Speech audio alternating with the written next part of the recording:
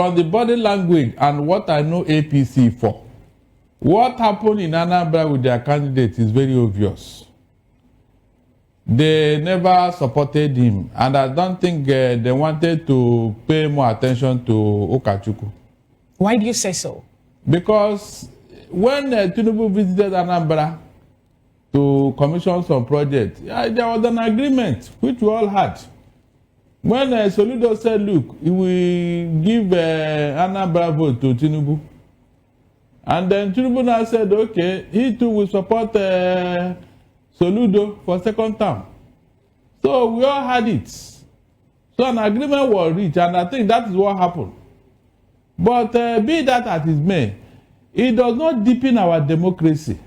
All these promises here and there, no.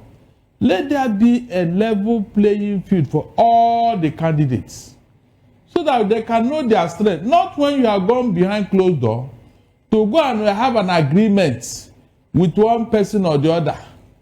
It will not make us to know actually who is the choice of the people. Yes, the choice of the people here, because it's very important.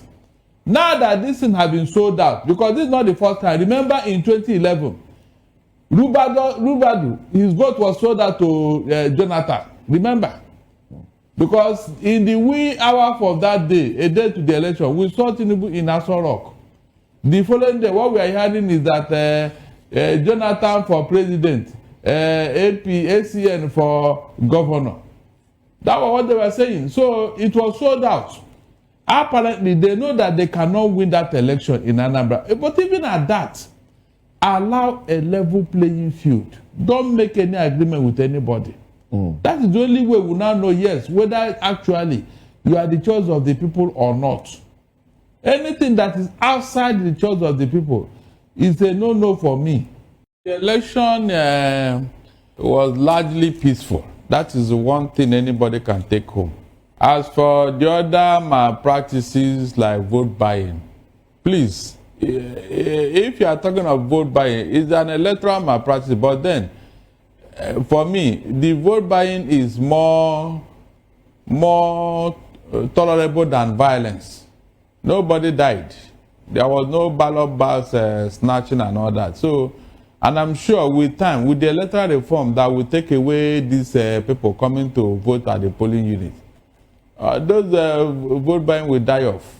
Now that you have seen it as a problem, all INEC needed is to include it in the work, in part of the electoral reforms, whereby you can vote even in your room. The same way Americans can vote, and we are counting their votes from here.